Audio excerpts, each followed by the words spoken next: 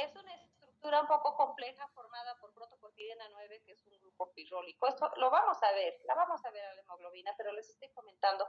Es un grupo pirrólico como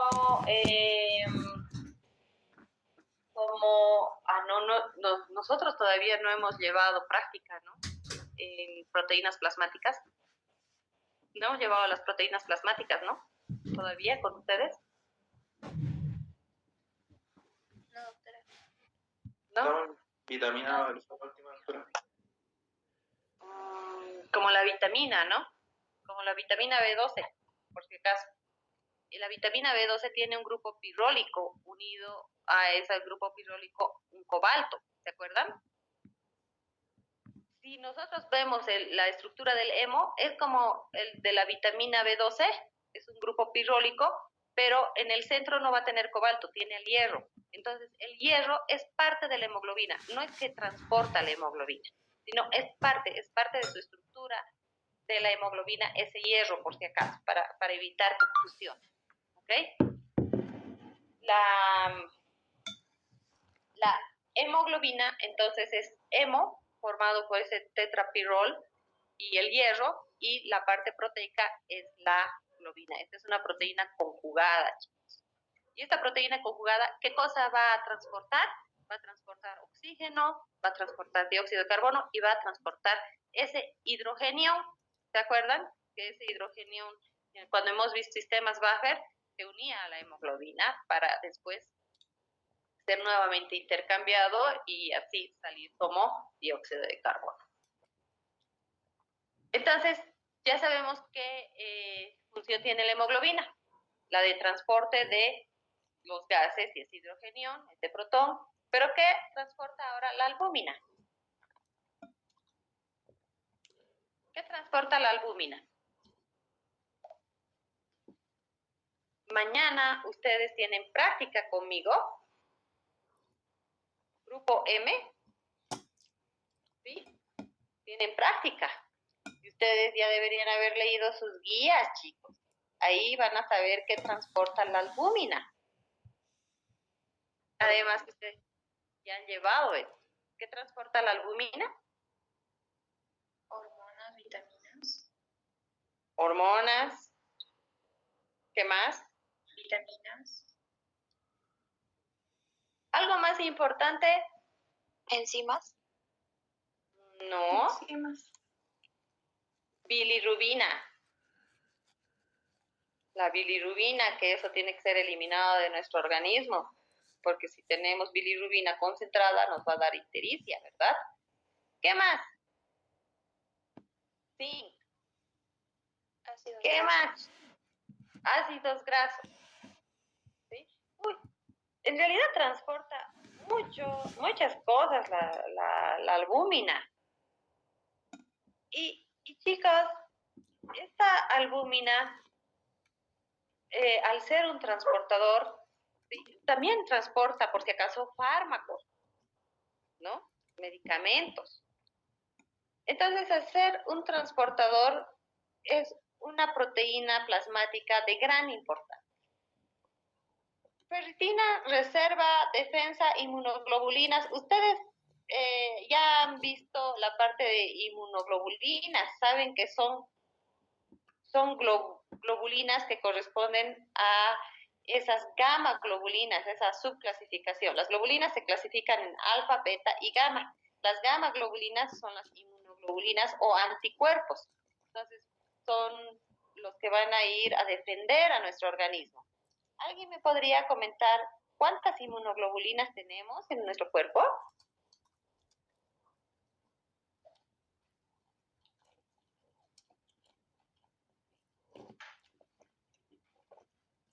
¿Ustedes están viendo inmunoglobulina, chicos? ¿Alguno? Creo que son 5, doctora. Son 5, muy bien. ¿Ustedes están viendo inmunología? Tal vez les estoy preguntando algo que ustedes todavía no han revisado. Sí, doctora, en micro. Ok. Entonces tenemos la globulina A. ¿Cuál más? La D. La M, E. La M. M. Muy Bien. Cuando hay COVID, ¿cuáles buscamos?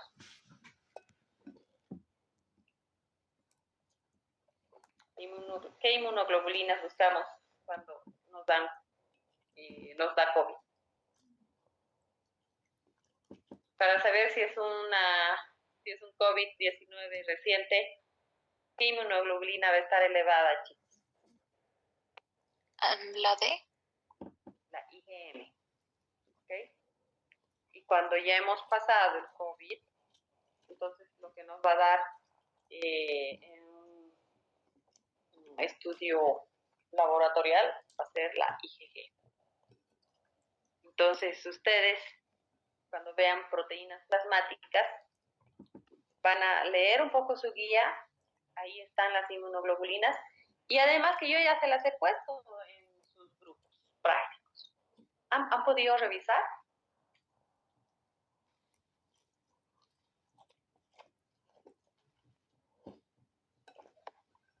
Voy a hacer un paréntesis acá.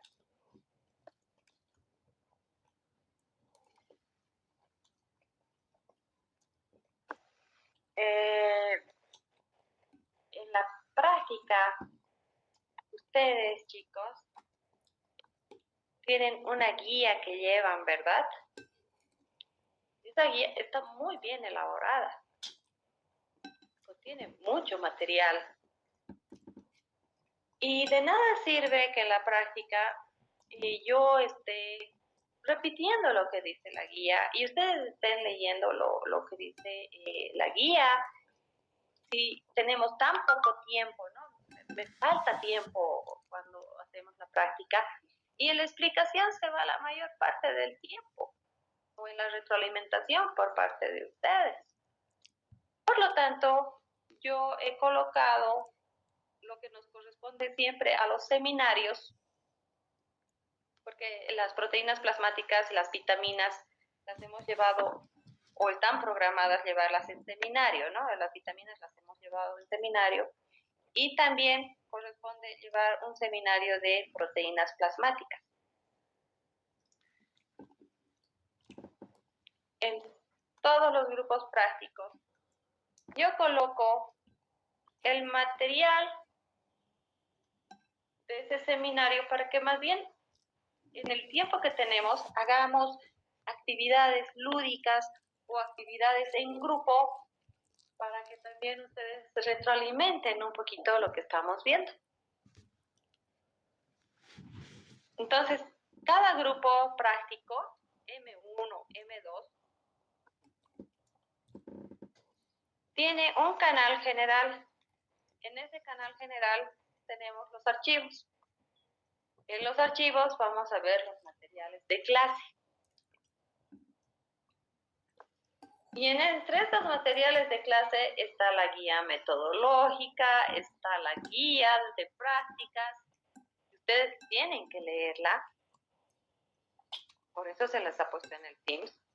Porque antes de entrar a la práctica, ustedes ya tienen que saber su guía. ¿Ves? Por eso se les toma repasos. Pero también tenemos la parte de las carpetas donde contenemos qué cosa hemos visto en esas clases que las hemos llevado en forma de seminario. Hemos hablado de bioseguridad en nuestro primer seminario y también hemos hablado de las vitaminas. Y yo les he colocado unos links para explicarles sobre vitaminas hidrosolubles o liposolubles. Entonces, ustedes tienen que revisar estos links, porque también hay casos clínicos en los links. ¿Qué más hemos publicado en el Teams? Hemos publicado la unidad número 2. Uy, se me salió.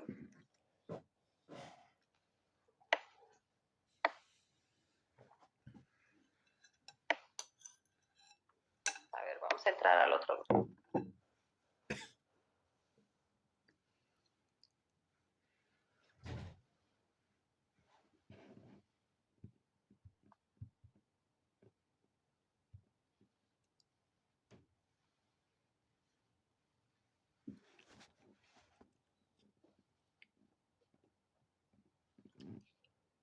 Y también yo les dejo el anuncio, ¿no? En cada uno de sus grupos. Entonces,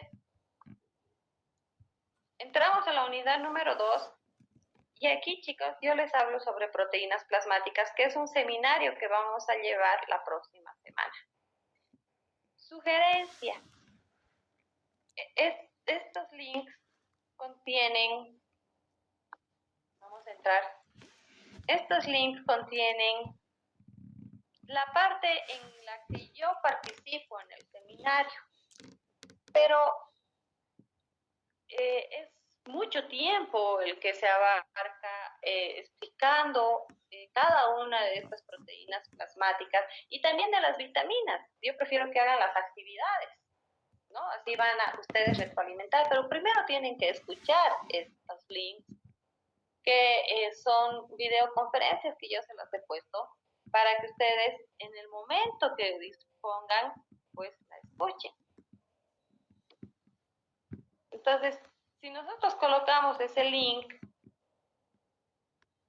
uy, ya no tengo el link. Vamos a colocar el link. ¿Por qué les estoy diciendo esto? Porque hay muchas proteínas que cumplen diferentes funciones y yo estoy explicando en estos links qué funciones cumplen esas proteínas para que ustedes tengan un margen mucho más amplio de el... Uy, se me perdió todo.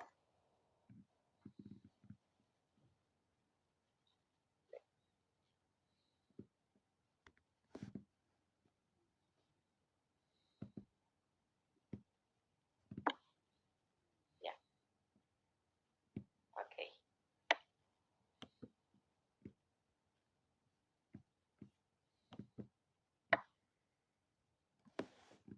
El internet está tan lento, chicos, que es un poco difícil copiar a ver,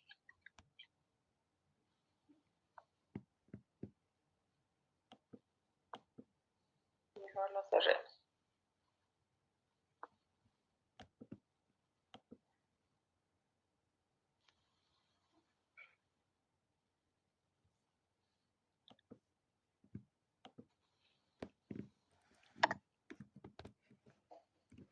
Van a escuchar los links de las vitaminas o van a retroalimentar la parte teórica sobre las vitaminas.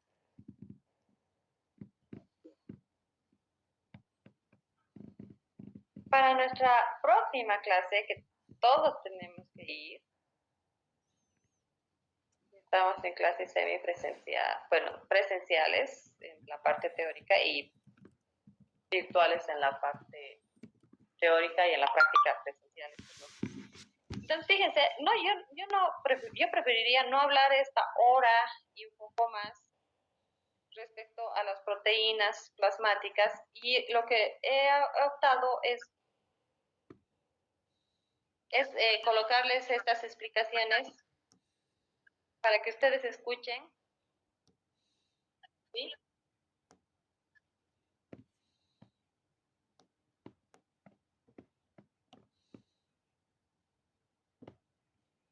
Entonces, fíjense, yo les estoy explicando la parte del seminario en la que yo intervengo, ya se las estoy dejando acá para que ustedes hagan actividades en el aula cuando nos veamos y avancemos proteínas plasmáticas. Mañana nos toca proteínas totales. Lean su guía, por favor. Entonces, revisen estos links porque incluso les estoy indicando cómo es que el capilar va a transportar nutrientes, va a recibir los desechos de algunas sustancias que se tienen que eliminar. Les indico cómo está distribuida la sangre, plasma, suero, elementos formes. Por favor, escuchen, si pueden, antes de las clases. Les estoy explicando aquí que de acuerdo a los niveles de organización y las cargas y la masa que tienen las proteínas, nosotros podemos realizar un proteinograma. Esta es la parte práctica. Les explico cada una de las proteínas y sus funciones. ¿Sí? las características funcionales. Transporta bilirrubina, ácidos grasos de cadena larga, corta, esteroles, salicilatos, barbitúricos, warfarina, penicilina. Les hablo de muchas proteínas y por medios electroforéticos podemos también determinarlas y les doy corridas de los patrones de acuerdo a algunas enfermedades que vamos a revisar.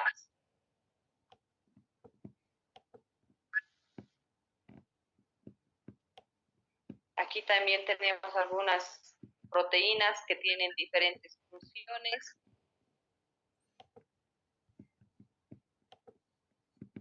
Les hablo también de la clasificación de las globulinas,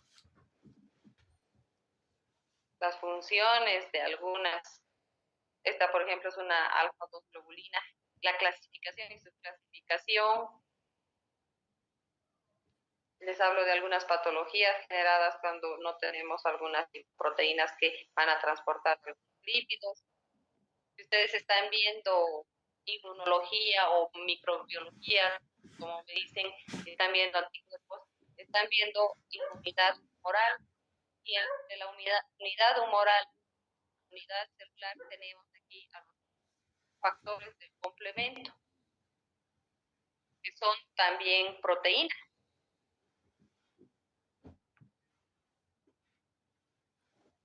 Y les hablo de casos clínicos. Léanlo. ¿Sí? Está todo en su guía. Y también está en estos links que les estoy explicando, con algunos casos clínicos. ¿No? Entonces, este caso, por ejemplo, niños que tienen esta patología de gamaglobulinemia son llamados niños burbuja, porque se los coloca en ambientes especiales, porque si no tienen anticuerpos se pueden infectar y se pueden morir. La mayoría no llega a una etapa adulta. Entonces, todo eso estoy explicando, chicos, porque se habla mucho de proteínas. ¿Sí? Entonces, muchas de las funciones de las proteínas las estoy dando en ese link. Pero aquí vamos a revisar en esta parte teórica algo mucho más general sobre las proteínas. ¿Okay? Porque ahí solamente estoy explicando las proteínas plasmáticas. Y una de las proteínas plasmáticas es la inmunoglobulina. Por eso que les he mostrado ese link. No es por... Doctora, por nada más. ¿Sí? Ya que siguen el paréntesis de la práctica, seguimos divididos en grupos, ¿verdad? Sí, siguen divididos en grupos. Entonces, está bien. ¿A quiénes les toca ir mañana? Vayan nomás, por favor. Vayan mañana. Entonces los espero, chicos. Pero, por favor, lean antes su guía. Están llevando algunos la guía de adorno, les cuento, porque se les pregunta y no responden. Entonces, para eso sirve la guía, para que ustedes ya tengan esa guía, ¿no? Esa orientación sobre el tema que se va a hablar. Los espero al grupo que le toca.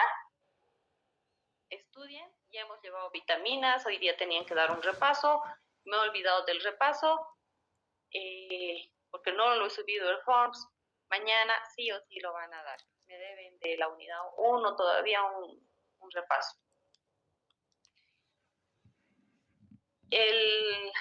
A partir del examen que vayan a dar práctico, del primer examen práctico que vayan a dar, les voy a pedir ya que vayan todos.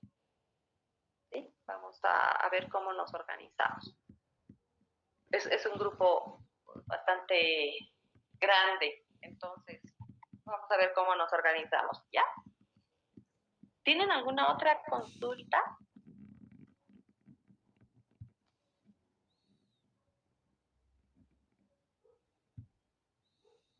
¿No?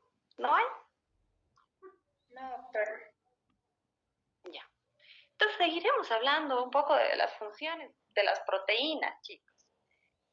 Las funciones de las proteínas no solamente se reducen a hacer transporte, reserva, defensa, sino también son contráctiles. Ahí tenemos a la miosina y a la actina. Los hombres tienen mucha miosina y actina porque tienen mayor masa muscular, ¿no? Y para la actividad de estas proteínas necesitamos también calcio, por si acaso. Son reguladores de la presión oncótica o coloide-osmótica, principalmente la albúmina. ¿A qué se refiere presión coloide-osmótica o presión oncótica, chicos? Yo les he hablado en agua de esta presión, cuando hemos visto el tema de agua y pH.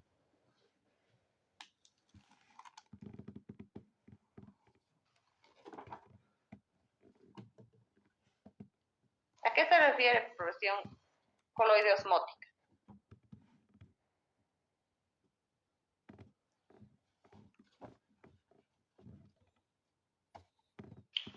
Es la presión ejercida en los vasos sanguíneos para evitar la salida de agua de estos vasos hacia el líquido intersticial y que se produzca, ¿qué?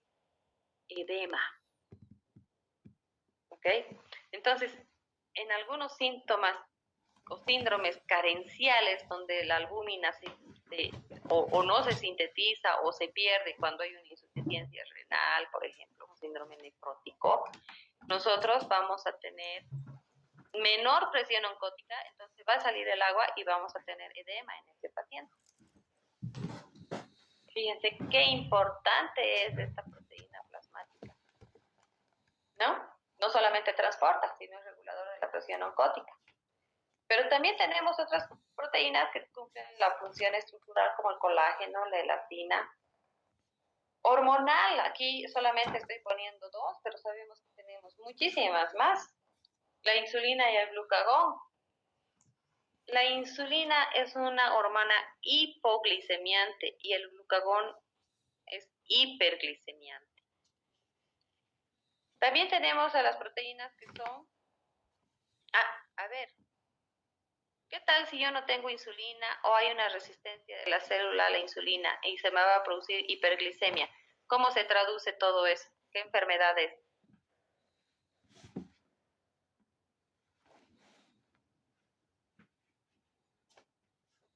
¿Diabetes? Muy bien, diabetes mellitus, ¿no?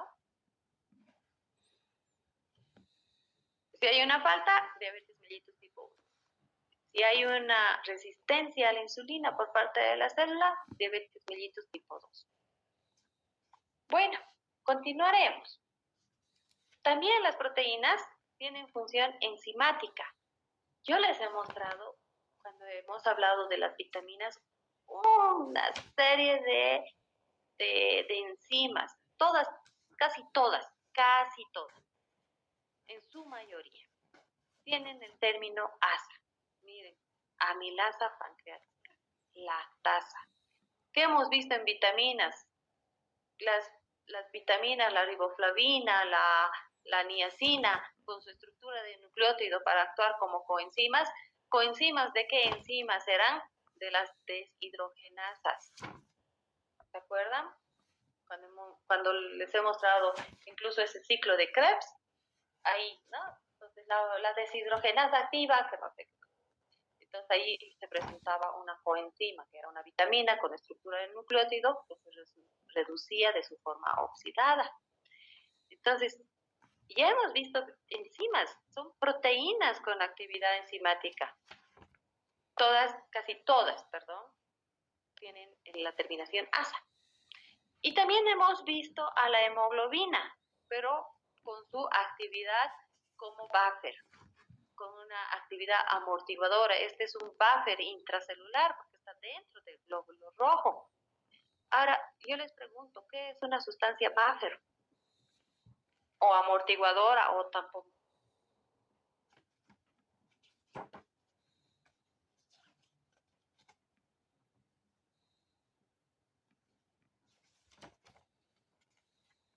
Es un tapón o amortiguador del pH, doctor. Ya, tiene mucho que ver con el pH, ¿sí? Pero, ¿qué es buffer? Porque ya sabemos o qué es tampón o qué es amortiguador.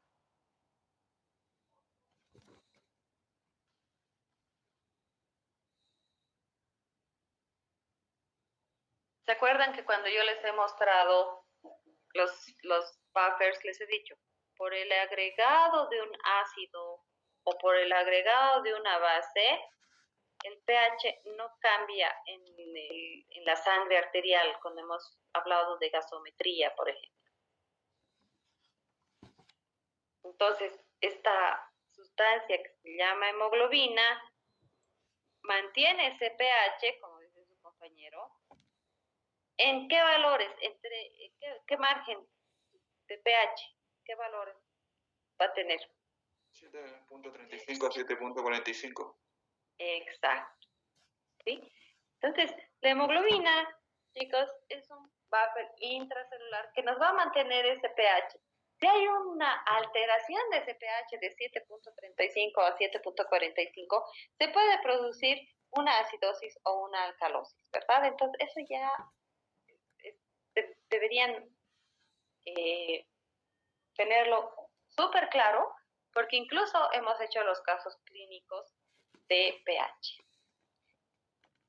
Bueno, entonces si no tienen alguna otra consulta sobre las funciones de las proteínas, son muchas, ¿no? O sea, tal vez uno no conoce todas, porque son un montón, millones.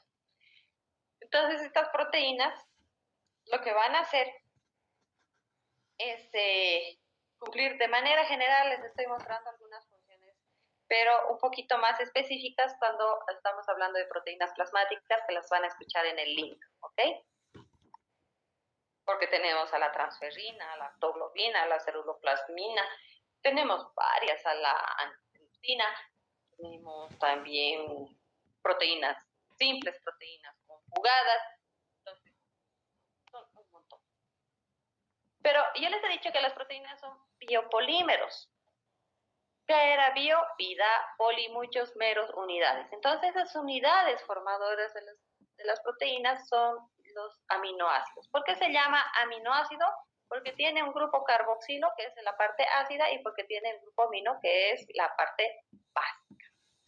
Entonces, este es aminoácido, y están unidos tanto estos dos grupos funcionales a un carbono alfa, que está también unido a un hidrógeno. Y este carbono alfa tiene un grupo radical, es un grupo lateral, una cadena lateral, que esto es lo que va a variar en todos los aminoácidos, ¿sí?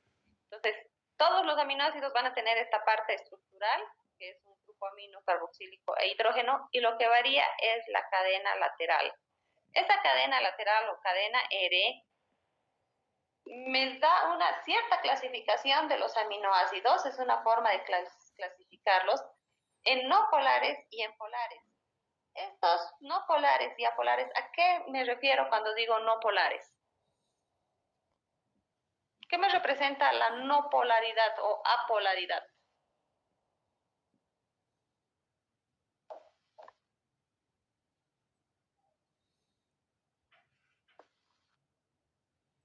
Les muestro esta diapositiva que ustedes ya han llevado conmigo. Creo que cuando son, o sea, tienen la misma electronegatividad, o sea, no tienen dos polos. A ver, otra idea. Tienen más o menos la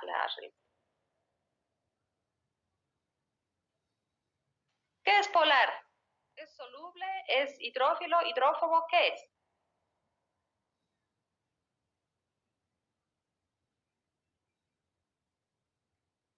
Y hoy día tenían que dar su repaso. ¿Qué significa polar? Cuando es soluble. Ya, es muy soluble, es hidrófilo, ¿ok? ¿Y qué es apolar? Es insoluble y no logra formar puentes de hidrógeno. Exacto. Todo lo que forma puentes de hidrógeno es polar. Y todo lo que no va a formar puentes de hidrógeno es apolar.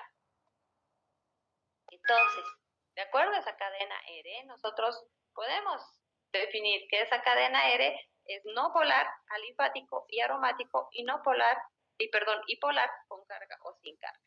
Veremos cuáles son los no polares alifáticos: la glicina, alanina, valina, leucina, isoleucina, prolina. Fíjense, aquí no hay ningún oxidrilo, nitrógeno, ni flúor, que son los más electronegativos. Por lo tanto, no va a formar enlaces por puentes de hidrógeno. Ninguno. Por eso es no polares. Los alifáticos se refiere a que son cadenas abiertas y los aromáticos se refiere a que son cadenas cerradas. Principalmente, todos van a mostrar el grupo benceno. ¿Ok? Y son la fenilalanina, tirosina y triptófano. Todo esto, lo que está de color rojo, chicos, cadena R. Lo que está de color negro es afín a todos los aminoácidos. Los polares sin carga, tenemos a la serina, treonina, cisteína, metionina, glutamina, asparagina, y tenemos a los polares con carga, que son glicina, arginina y serina. ¿Por qué con carga positiva? Porque si yo aquí le aumento un hidrógeno, me va a representar una carga positiva, porque le está aumentando un protón, ¿verdad? Pero, ¿qué pasa con los aminoácidos polares con carga? ¿Por qué carga ácida? Porque si yo le quito este protón, estoy quitando una carga positiva, se va a quedar con una carga negativa, y por eso se llama ácido.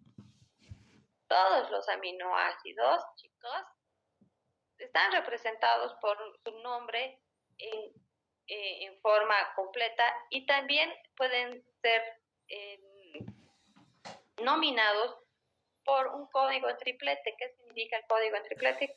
Que van a tener 3 letras, pero también tienen un código abecedario, que significa solamente una letra. Por ejemplo, la letra del triptófano corresponde a la W.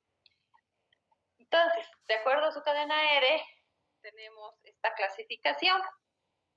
Y esta clasificación es muy importante porque nos muestra la solubilidad que tiene esa cadena R de la proteína, o del aminoácido, perdón, que es muy importante porque nosotros somos 70%, 60% mujeres, 70% hombres de agua. Entonces, la formación del enlace de hidrógeno del agua junto con esas proteínas, y que esas proteínas también tengan mayor solubilidad por su cadena R, representa una gran interacción entre esas biomoléculas.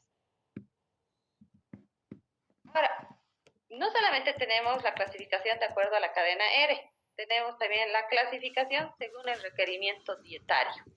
Se clasifican en esenciales y no esenciales.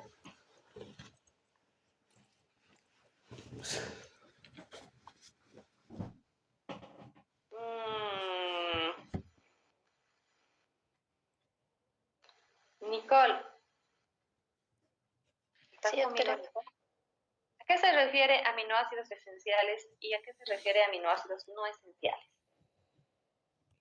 Los esenciales son los que no están en la dieta y los tenemos que consumir, y los no esenciales son los que podemos producir nosotros. Exacto, ¿sí?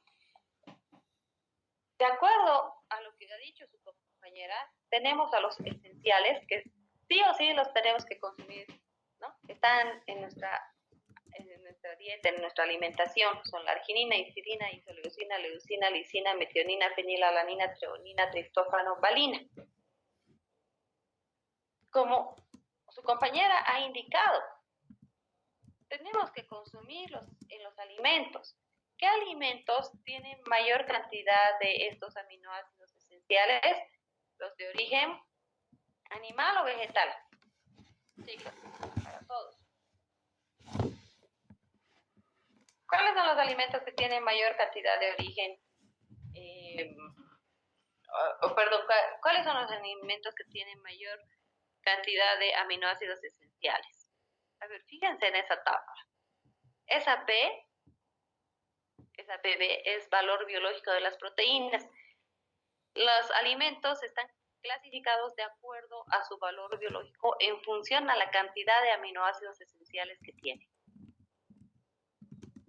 ¿Cuál de esos alimentos tiene mayor aminoácido? mayor cantidad de aminoácidos esenciales. ¿Qué animal, doctora? Huevo, la albúmina, ¿no? La clara del huevo, leche y sobre todo carne, ¿no?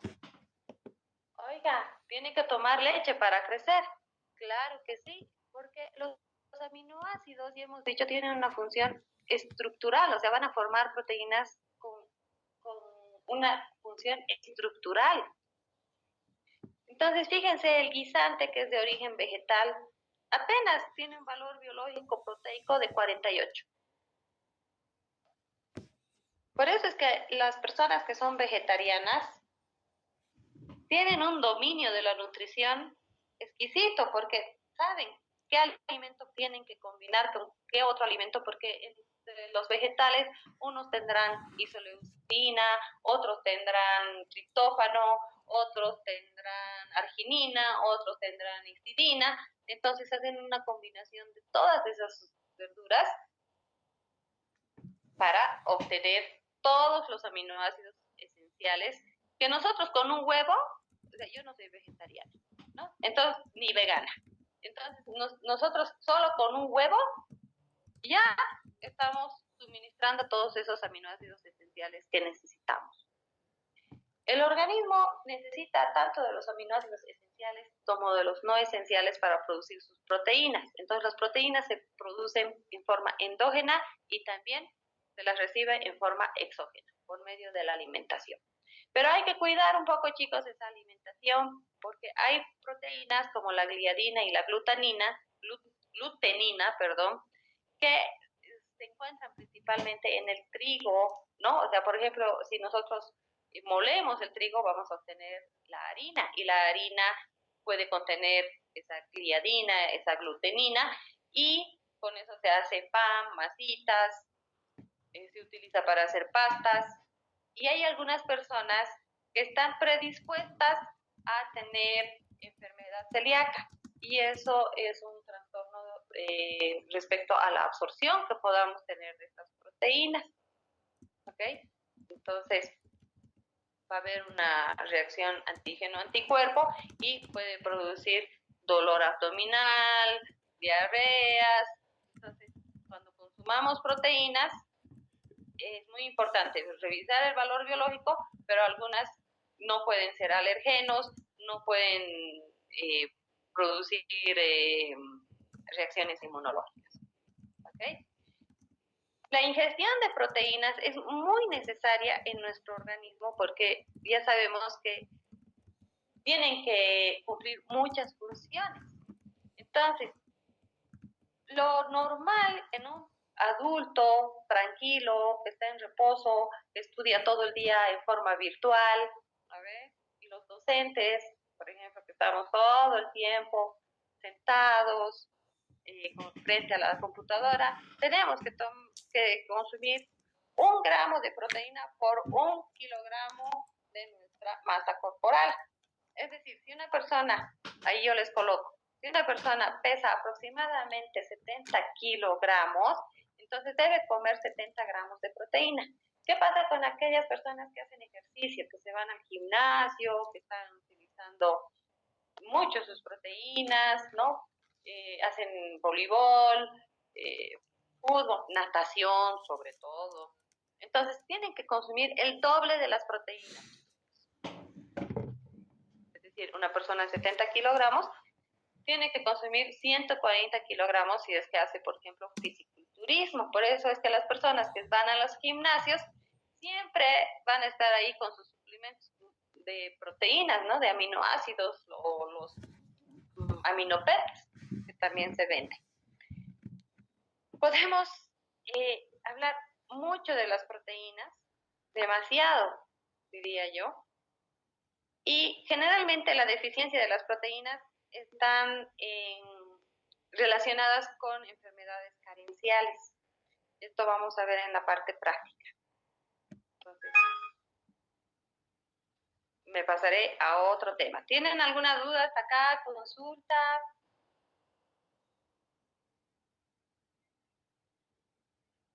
¿Todo está claro?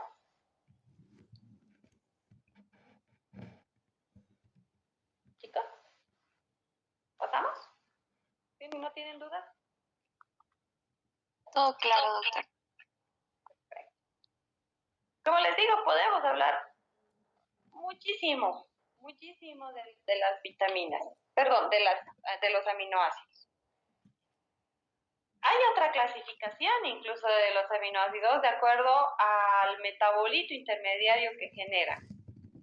Si nosotros vemos una persona, por ejemplo, que no ha consumido carbohidratos, que es una fuente exquisita para generar energía, para generar ATP, ¿qué pasa con esas personas? Van a empezar a consumir sus lípidos para generar energía, pero hay veces que no tienen lípidos, ¿no?, suficientes y empiezan a consumir sus proteínas.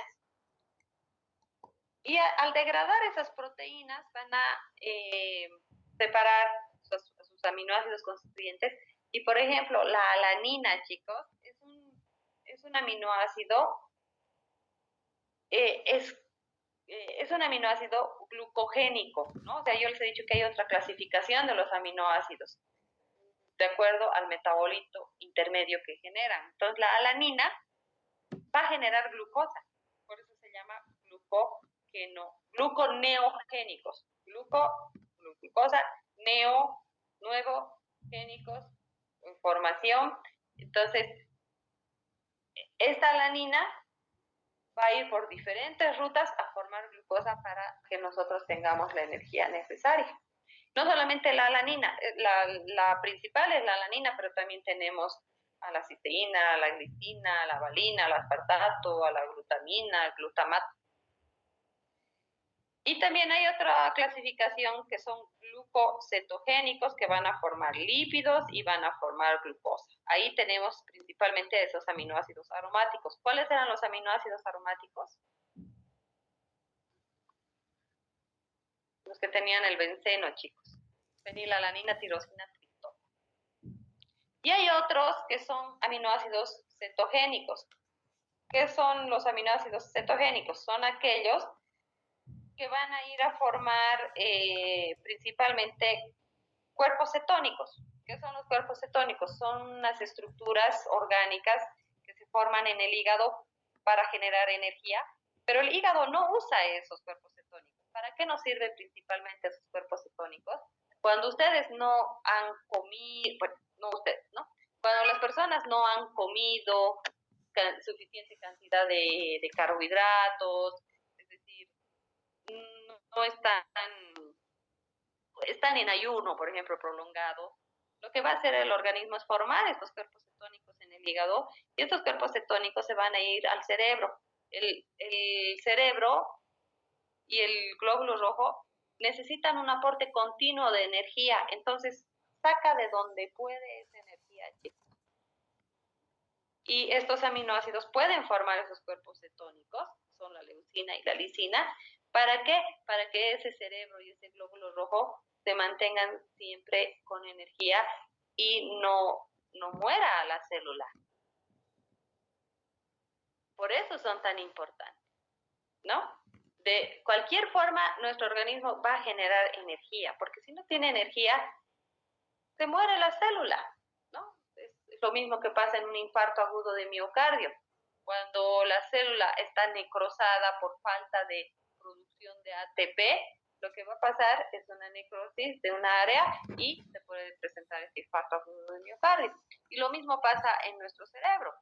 Si no hay un aporte continuo de oxígeno para generar energía, puede producirse una isquemia cerebral, una embolia.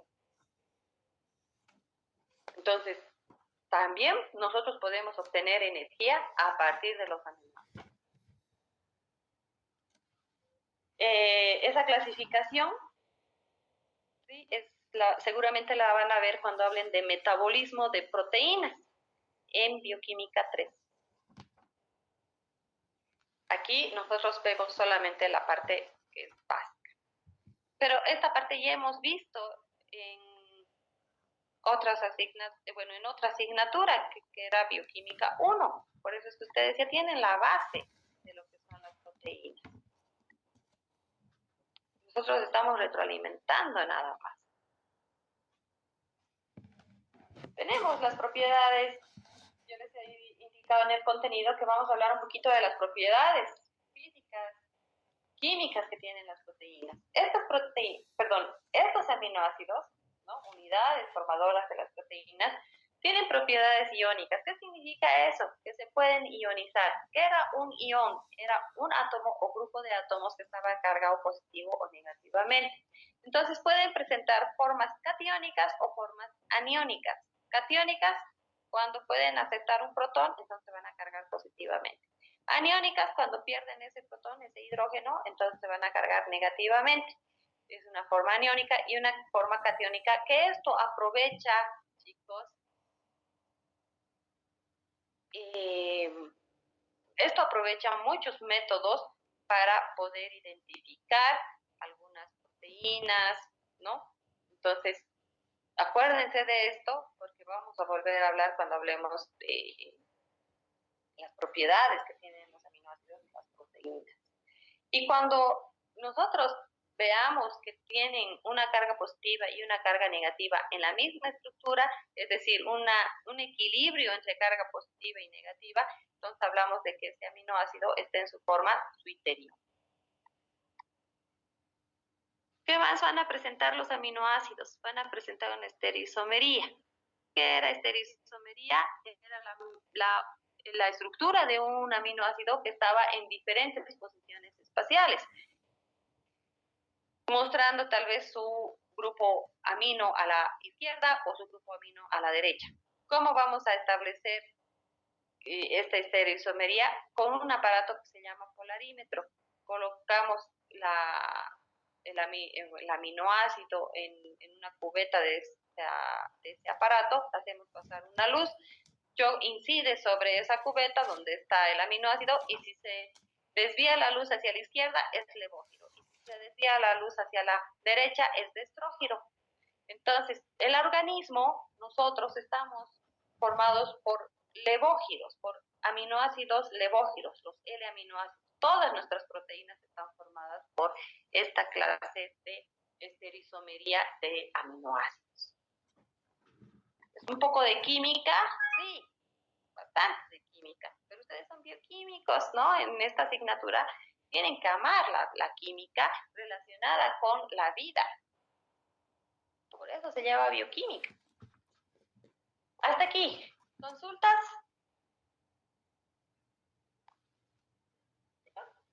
¿Pasamos?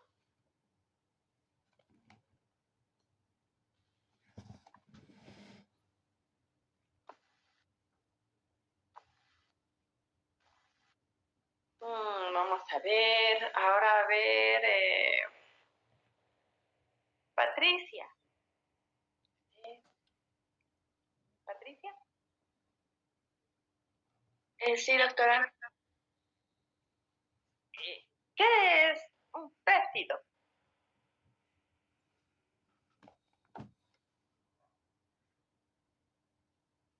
¿Quién puede ayudar a Patricia?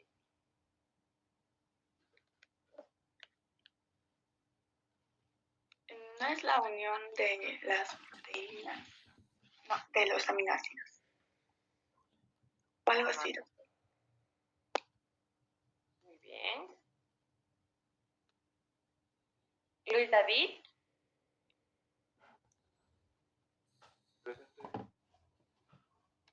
Indícame cómo se forma este péptido. Te voy a mostrar ahorita, te voy a mostrar la diapositiva para que te diga.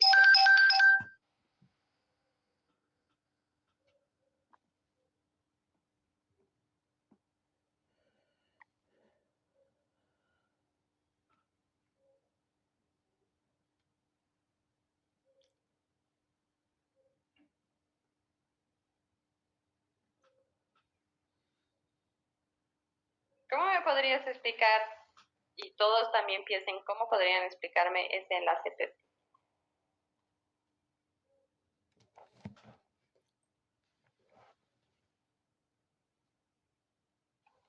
O sea, doctora, se forma por dos aminoácidos, o sea, de dos o más aminoácidos.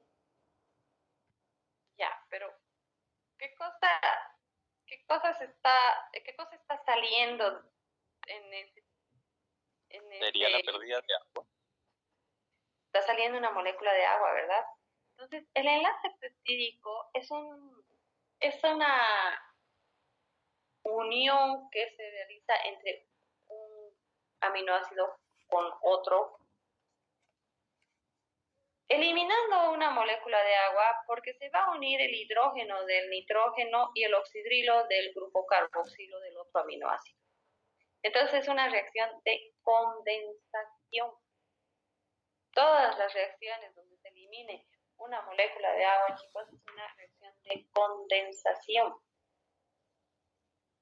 Por lo tanto, nosotros podemos formar estos enlaces que tienen diferentes características, ¿sí? Fíjense, este enlace es coplanar, que significa que tiene varios planos. Y en cada uno de estos tenemos diferentes ángulos de rotación. Entonces, esta actividad que tiene el enlace peptídico nos ayuda a que podamos tener esa estructura después en forma tridimensional.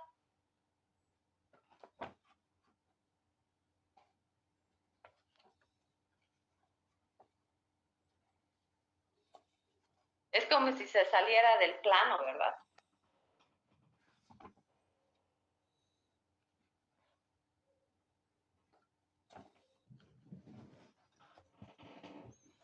¿Ustedes conocen los cubos Rubik?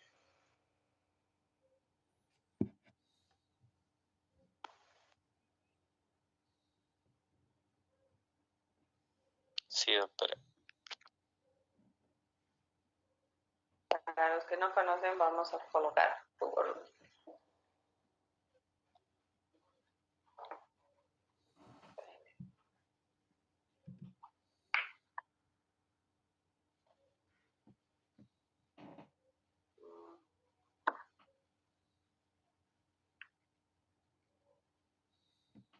Bueno, esto ya hemos visto, lo voy a cerrar.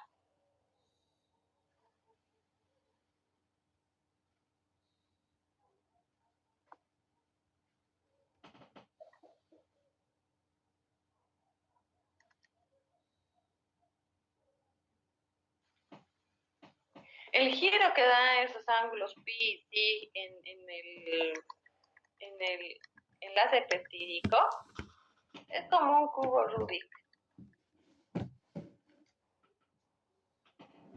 En el cubo Rubik uno puede hacer solamente un giro hacia este lado o hacia este lado, ¿verdad?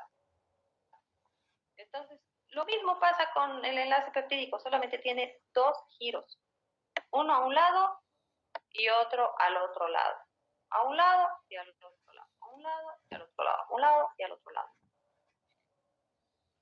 Esto es el cubo Rubik, chicos.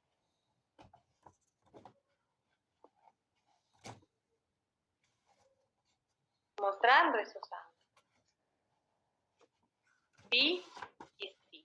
Pi y sí. Dependiendo si se une el carbono al nitrógeno o al otro carbono.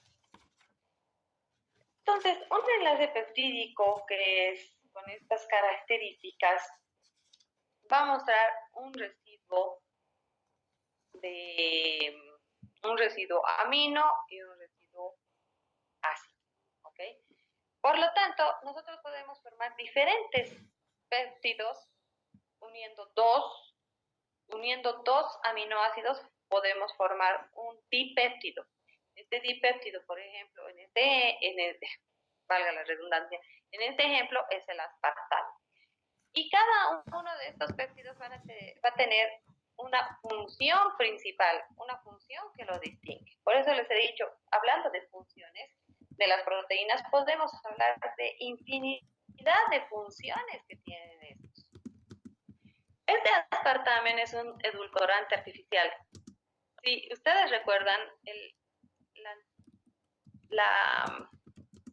no sé si ustedes, hay algún estudiante que ha sido mío en el anterior semestre, yo les he hablado de este aspartame y les he dicho que es prohibido como médicos, ustedes, futuros médicos, prohibido dar Coca-Cola cero a los niños. ¿Por qué les he dicho eso? Si hay alguno que está y recuerda. ¿Por qué no puedo dar Coca-Cola cero a los niños?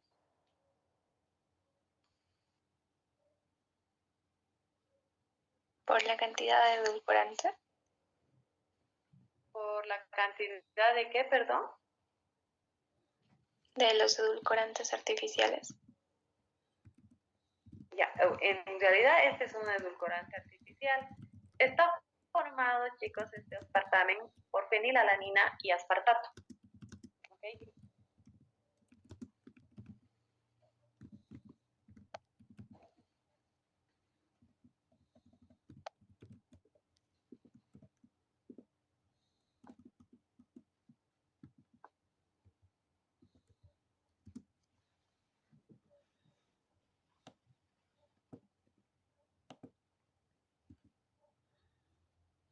Fíjense las etiquetas. Esta es una etiqueta de Coca-Cola cero. No quiero hacer mala propaganda. Todos los que tienen cero tienen aspartame, ¿okay? O ciclamato sódico. Pero el aspartame es lo que ahorita vamos a ver porque es un dipéptido. Está formado por fenilalanina. Fíjense, contiene una fuente de fenilalanina y aspartato. Unidos por enlace peptídico. Pero este es un edulcorante artificial que no solamente tiene la Coca-Cola cero y todo lo que lleve cero, sino también tiene esos adelgazul, por ejemplo, que es un té que sirve para adelgazar, porque cuando uno quiere adelgazar, lo primero que suprimir son los carbohidratos. Y la Coca-Cola normal, la Pepsi normal, todo tiene carbohidrato. Entonces, para evitar que ese carbohidrato engorde y mantener las propiedades de sabor, le colocan a los alimentos aspartame. Pero el aspartame, chicos, tiene fenilalanina. Y la fenilalanina en los niños no puede ser metabolizada por esa inmadurez hepática que tienen los niños. ¿Qué va a ocasionar si le dan Coca-Cola cero a los niños? O sea, hago hincapié en esto porque a veces sí les dan bastante y después están exigiendo en el colegio que tengan buenas notas, ¿no? Entonces, ¿qué sucede? Por esa inmadurez hepática que tiene el niño, no puede metabolizar la fenilalanina. La fenilalanina va a cruzar la barrera hematoencefálica y va a producir problemas cognitivos. Y muchas veces esta fenilalanina, si le damos fenilalanina en gran cantidad al niño, esta fenilalanina no solamente va a producir problemas cognitivos, sino también daños neurológicos. Y va a producir lo que conocemos como tal vez una fenilcetonuria, ¿no? Donde ya incluso hay otros problemas más. Aunque la fenilcetonuria es más por una alteración de la enzima que la va a metabolizar a nivel genético. Pero igual, tengamos fenilalanina de una u otra forma en gran cantidad en ese niño, porque no la puede metabolizar y va a acumularla, produce daños neurológicos o problemas cognitivos. Por favor, no se olviden, ¿ya? De este aspecto.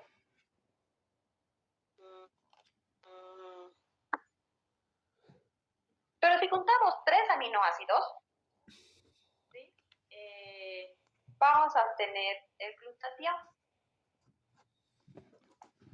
El glutatión es un antioxidante natural. ¿En qué vitamina hemos visto la glutatión peroxidasa, chicos?